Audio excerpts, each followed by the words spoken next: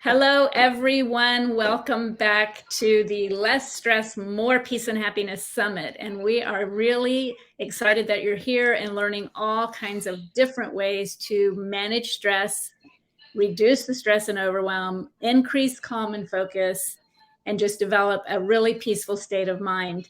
And I am so happy that you're here today because you're going to be learning from Meghan Bramlett, and I'm going to bring her photo on stage while I tell you a little bit about her, and then we'll get started. So Meghan says that she was fortunate to have been brought up in a loving and caring family. And as a middle child, she naturally developed a giving and nurturing nature, even during her early years. She displayed a heightened sense of empathy and was deeply affected by the emotions of others. However, a pivotal moment in her life occurred in fifth grade when her younger sister experienced a traumatic incident. That led to the development of OCD and ultimately set Meghan on the path she's on today. Driven by a desire to bring comfort and support to others, she pursued a college education in criminal justice with minors in psychology, criminalistics, and criminology. This academic journey honed her ability to read people and to question prevailing notions.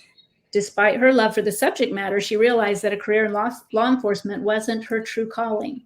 It was during her exploration of different paths that she discovered massage therapy. This revelation aligned perfectly with her innate desire to help people and provided a means not only to alleviate physical discomfort, but also address her clients' emotional and mental well-being. Today, Meghan brings her varied past experiences to the table with a passion for helping clients build their own resilience, which helps them reduce anxiety and stress and find peace of mind. Please welcome with me, Meghan Bramlett. Hi, Meghan. How are you? Hi, how are you? I am good. I'm I'm s- really happy that we have you talking with us today and teaching about resilience and NLP. These are really important topics, and so far we haven't had anyone else speak to that. So lots of well, good I'm things. so happy to be here. I'm so excited to be here. Well, I love it that you're sharing what you've learned to help others. That's what it's all about, isn't it? So do you It mind? is. I always like to start with, I think it's really interesting and I think people love to know. So can we start with your kind of story? Like, what led you into the work that you're doing? Well, you got the basics of my background, and then when I started in massage therapy, I realized that one of the things they told us in massage school is you're not a therapist. Mm, And I was like, okay, but okay, but what why? And they're like, well, you're not licensed. I'm like, okay. So then as I got into it, I was like, but I am. I am in mm, a way. I'm not a certified licensed psychotherapist or anything like that.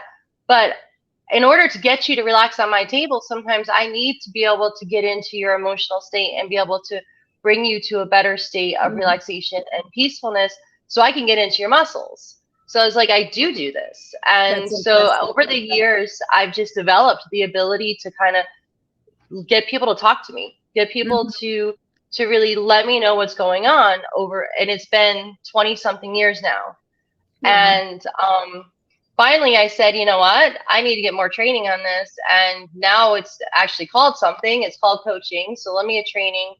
And in the process of getting training, I said the neuro-linguistic programming is amazing because it Mm, really deals with your language to yourself, mm, those little conversations we have with ourselves, and we don't even always know we're having them, but they're there.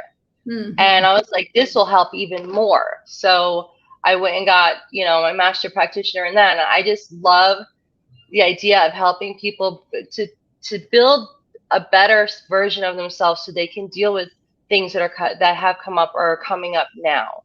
Absolutely. That's really interesting. I never have thought about that because I used to have a gal that I went to for massage.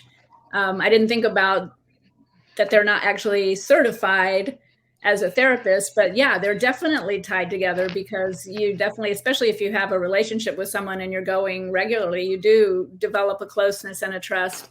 And I think part of that, you mentioned that you were very empathic. And so I think that's part of it too. We have a way of already kind of feeling what people are feeling, and getting them to talk about it is fantastic. And Oh then yeah. learning how to use the languaging, so you've got all kinds of ways that you're helping people. I think that's amazing. I love it, and I just I've gotten to a point where though I love massage, it's my first love. I absolutely love what I do. I've gotten to a point where I am so excited about reaching and helping more people through coaching, through being able to help them with resilience and the NLP. I can just help more people this way. Right. So tell us about resilience. When you say that you help people with resilience, so what does that look like if somebody comes to you and they're in which we all go through times, of course, where we're in a hard time. It feels like the cards are stacked against us. Everything, well, it's emotional, it's financial, it's relationship. Everything seems to happen at once. How do you develop resilience when you're in that tough place? How do you help people with that? Well, first of all, I know a lot of people, one misconception is that you're born with whatever resilience you have, and it's not true. Over the years, to kind of answer your question with a little story, over the years, I have been through so much, and it's a matter of, for me, it was always a matter of getting to the next good point, and a lot of people get stuck in the bad, and they don't see the options, they don't see the possibilities, they don't see what could happen.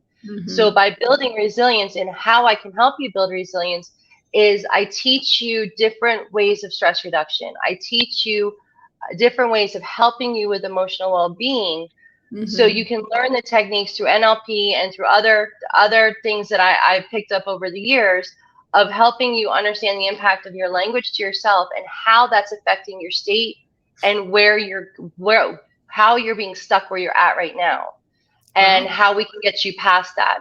And resilience builds over time. So it's not something like tomorrow you're going to wake up and you're going to be like, oh yeah, I can beat anything. But as you go through things, and as I help you deal with the self-awareness and the mindfulness and the NLP through I'm getting tongue-tied, excuse me.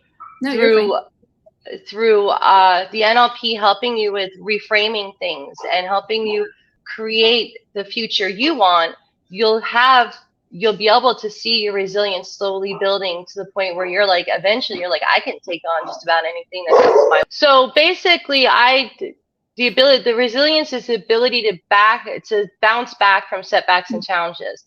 So what I do is I teach you how to bounce back through NLP and through stress reduction techniques and all that stuff, so you can actually learn to not get stuck, but you bounce back into your life and you say, okay, I'm ready for the next one. Nice. So it sounds like a big part of it is just educating people that they can get unstuck and there is hope. And then you're giving that's definitely a part of it, because we get stuck. And what happens when you get stuck in your mind? You can't get out. You can't, you don't see options, you don't see possibilities. And so to introduce options and possibilities and say, well, how does that feel for you? They're like, wow. Right. Okay, yeah, that's true. And then they start thinking, and that helps build resilience. So yeah, it gives them hope that they can get unstuck, and there's life on the other side of whatever, they're going through. So, and I know it says in the Bible too, that without hope, people perish. So I think that's a big part of it, is just showing them that it can get better, and you're going to help them get there. Yes. So that's really interesting. And I know you said, your personal story taught you how to do that. Did you have someone helping you, or did you just kind of bootstrap it and figure it out yourself, that you knew how to be resilient? That I basically have done most of it myself. My mom said to me when I was pregnant, I lost my job, and my mom, I went home, I was crying hysterically, and I was so upset. And my mom called and said, what happened? And I told her, and she goes, okay. I was like, I'm horrible. I'm going to be a horrible mother. I went right down that path, right down that self-pity path. Right. And so the next morning she called to find out how I was. And I said, okay, I've already applied to here, and here, and I've done this, and this. And she goes, I knew. She's like, I knew that you need maybe 24 hours for self-pity, and then you will figure out your own path. And I was like, oh, thanks, Mom.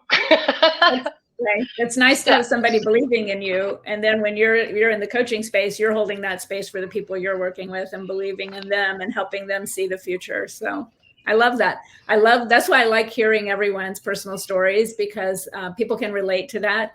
And somebody might go, wow, that makes sense. And if she can do it, I can do it. And so I love when people have their personal struggles and then not only find their way through, but use what they've learned to help others. And that's really what you're doing. And that's what this whole summit is about. So that's really, really cool. Oh yeah. And you always need help. I mean, there's always certain things you can get through yourself. And then some other times you need help. Like last year I was hit by a car and I went into a real bad place because of where even with my NLP and stuff, I just didn't have the energy or the focus to do that. So I called on some friends that are there, that are coaches, and I said, I need help. I just need help getting through this moment, and to be able to call on that help. And I knew the stuff. I was practicing it at the moment because I was too far in that trauma to go further. And so I called on people, and that there's nothing wrong with that. It's needing help is just part of, we're not on an island by ourselves.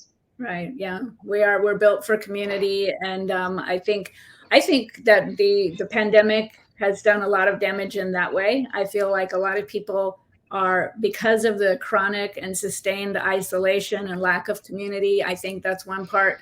The fear, it was being in fear for a long time. So I do feel like people have changed and they've lost some direction and some connection. That's another reason we're putting on the summit, because all of the topics that we're sharing are ways that people can find their way back to purpose and to joy and connection and direction. And so I really, really love your talk and your example of being resilient and just not giving up and knowing that it's going to work out.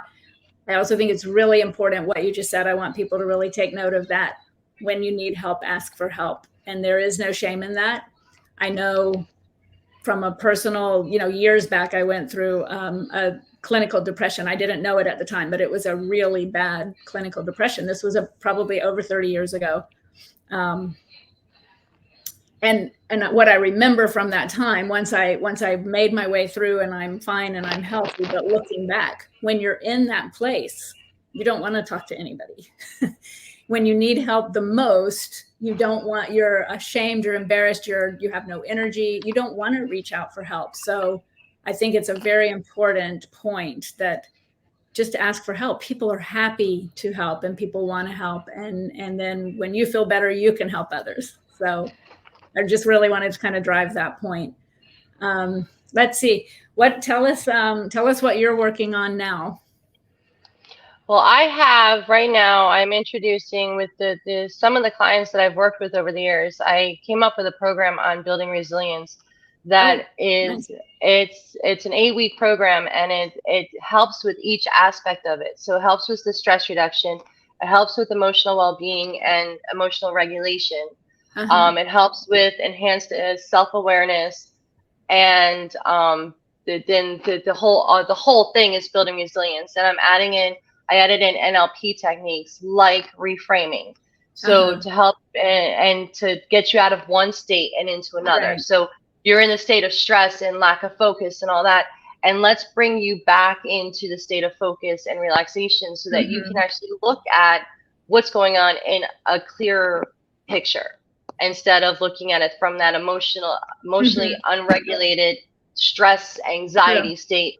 So so that's what I'm working on right now. I just finished building out the program, and it's different parts of it. I've worked with different clients, so that's why I made it an 8-week, because something that might work here might not work here. So it's an 8-week program, but it gives you lots of tools and meditations and everything to help you start building your resilience. That sounds really interesting. Can you give us an example of, like a concrete example? And sorry if I'm kind of blindsiding you with a question you might not have been prepared with. But a concrete example of reframing words with NLP.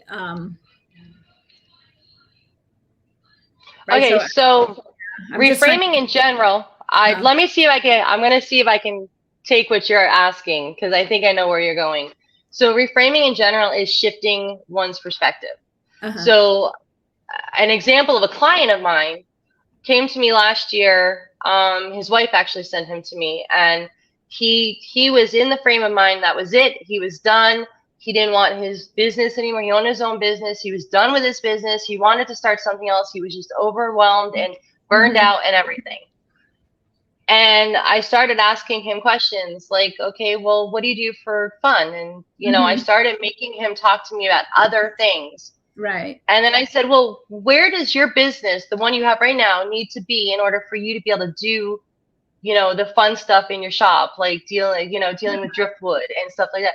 He's like, well, I would need to not be working in my business 24/7. And I'm like, well, how do you get there?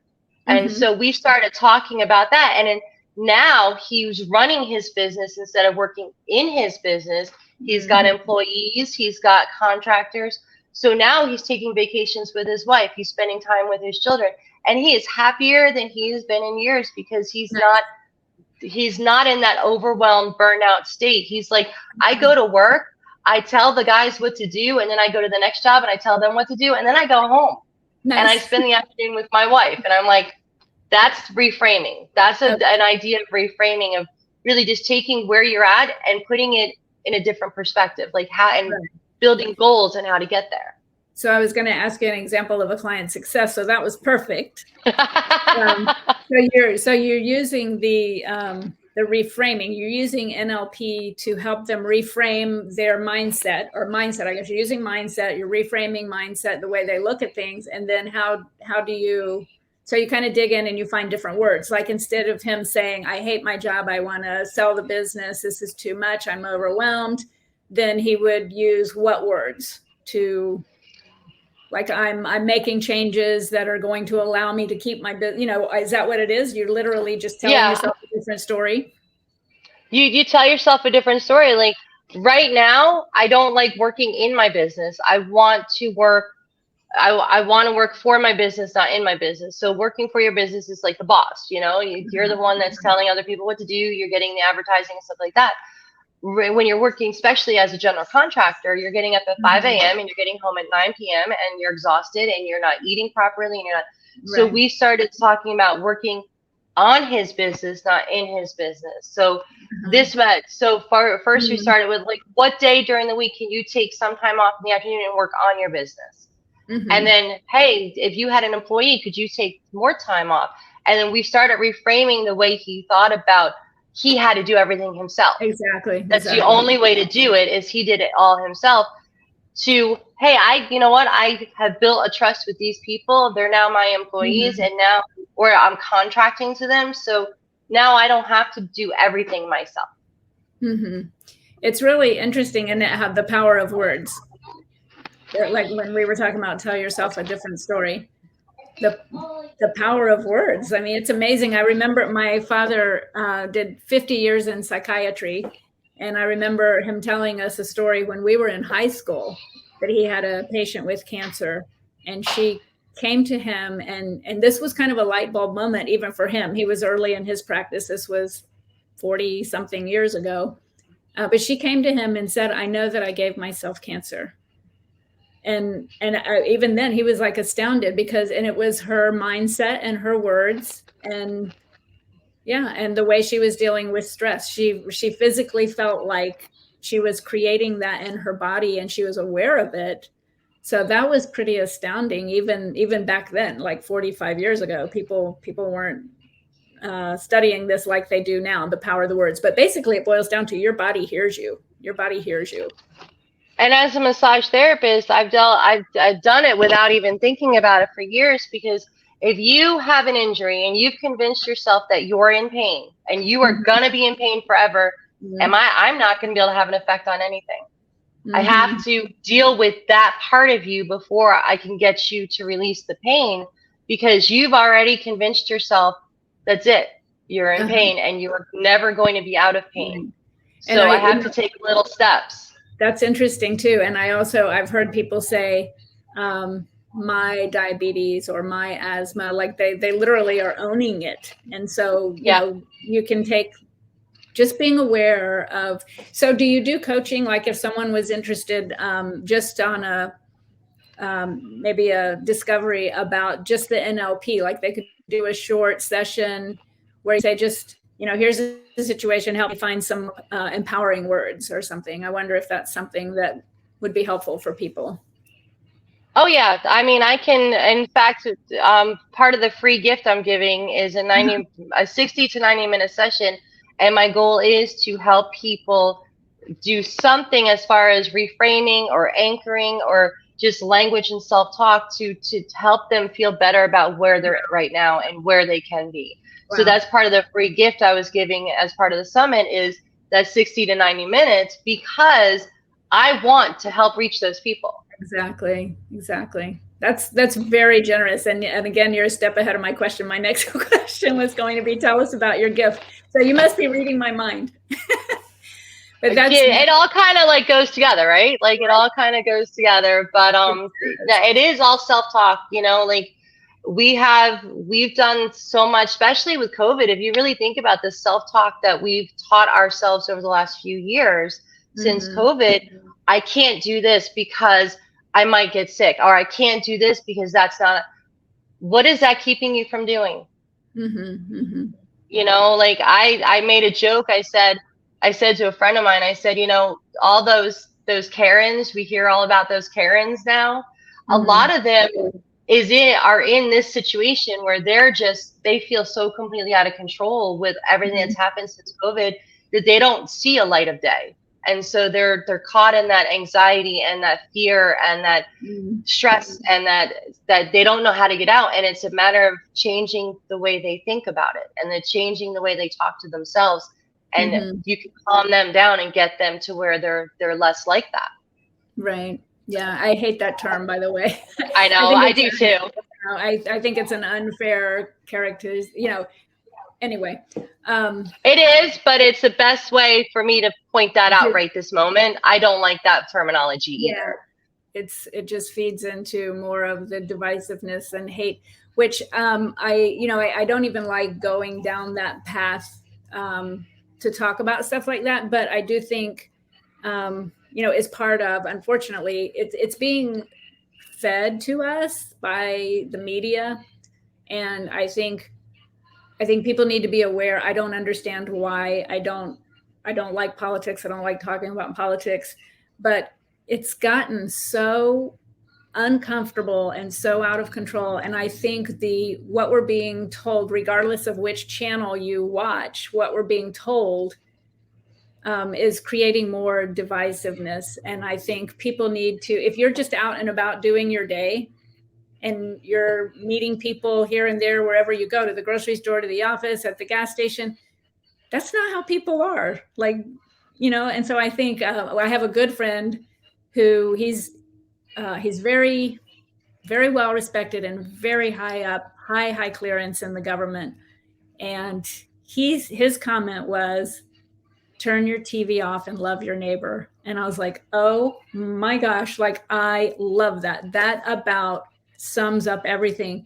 We need to just think for ourselves and love people, and stop letting some agenda that I don't understand how it could be beneficial to anybody. Why, but stop letting that agenda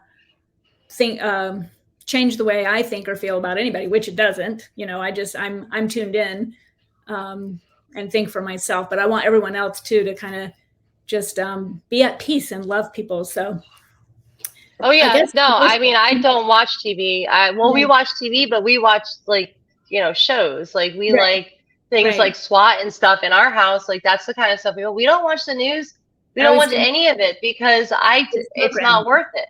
It's programming for whatever, and I don't understand it. Even when we do watch it, I'm trying to understand what's behind the scenes and what the agenda is, because it seems like it would benefit society. It would benefit the earth, the world, for people to be enlightened and empowered. And why are we being driven the other way? to You be can have we can have a whole discussion on that, but I exactly, don't think you want to exactly. go there. No, we don't want to go down that. But anyway, so yeah, turn off the TV and love your neighbor. That's just what I think we need to do everything we can to add positivity to the world and to society and to every interaction we have with everybody. Which again is why we're doing what we're doing. You know, why you and I Oh both yeah. have a passion for helping people and bringing light and love and positivity to the world. Um, my last question, I guess, if we were going to sum up, if I could ask just one question, what do you want people to know? Like, how would you sum it up if you just had a minute? So we've already talked about your gift, which again is very, very generous. A lot can be done in 60 to 90 minutes. So you guys, that's huge. You know, like definitely, we'll provide a link below. Where you can click on and take advantage of that. And you will be surprised how much you can accomplish in 60 to 90 minutes with someone who knows what they're doing with the NLP and the resilience course. So anybody who's needing that, definitely, you know, be appreciative and take advantage of that. So we'll provide a link, but close it up for us with what you want people to know. What do you want people to leave with based on your expertise? Number one would be there is always hope. There is always a chance for change. There is always a chance to create something more, not more, but better in your life than what you're suffering through right now. There's always that option. And by building resilience, we're creating that space for you to grow and you to create something more. And it's an ongoing process. You're always going to be building that. But there is that hope and there Absolutely. is that chance to create something, not what's given to you, but what you want. I think that's beautiful. Like I said, I think hope is a big, big part of it, because when you don't have hope, you continue the downward spiral and the depression, and it's hard to get up and do the day. So I love it. I think what you're offering and what you're bringing is super important, and I think it's going to help a lot of people. And I honor you for the work you're doing and the path that you've taken to get where you Thank you. are, and sharing what you've learned with others. So that's awesome. And we will link put a link below to Meghan's free gift. And yeah, so definitely reach out and see what she can do for you. And thank you so much. I'm going to bring you on, and so we're side by side again, and just tell you thank you so much. I Thank appreciate you. and I appreciate you sharing your knowledge. I think the summit's really going to be, I think it's going to impact a lot of people, because we have such an interesting and varied group of topics and speakers. So I'm really excited about it. Everybody I've spoken with has been fantastic and brought their own spin to how to help people. So it's going to be pretty amazing. When you know that what works for one does not necessarily work for another. So there's all different techniques, all different ways of doing it, because everyone is going to react differently to different things, you know? So one of my questions I always ask, potential clients is, what have you tried and what has worked? Because that gives me an idea of where you've been, which way to what go. you've tried, which way to go, and what has not worked, what did you not like? Because then I know what to stay away from, because I don't want to repeat that mistake. Yeah. So it's all about knowing what works for you and what doesn't. And most people don't know that yet until they start doing stuff and they start getting themselves out of a situation. They're like, oh, well, that didn't work. I didn't like that. Okay, let's try something, let's go a different route and see what happens. And there's so many different ways of doing it. Exactly. And I think it's important too, it kind of goes hand in hand with your, offering hope, but encouraging people along the way. That's what you're doing, not only educating them that there is hope and things can be better, but you're kind of holding that space for them and taking their hand and just helping them step by step, get to a better place. And then once you kind of get over the hump and you see that there's hope, then it becomes more fun. And then the work of doing it actually isn't as intimidating, right? Correct. And then next time something comes up, you're already at a better place than you were the last time. So Exactly. you already have techniques to use that you've worked with before that helped you. So Exactly. then you already have. That's the part of the tools, is just giving Yeah. you something that you can use for the rest of your life. The success begets success, right? Yes. It makes it easier each time. So that's wonderful. Does she want to say hi? Hi. Hi. Thank you for sharing your mommy with us for a little bit. You're in my ear, so she doesn't hear you. Okay. She said, All thank you for sharing your mommy with them. You're welcome. You're welcome. How sweet. All right, Megan, thank you Mommy's so phone much. almost died. Thank you so much for having me. I'm so excited about this summit. All right, awesome. We'll be in touch. Okay. Have a great day. Bye. Thank you. Bye. Bye.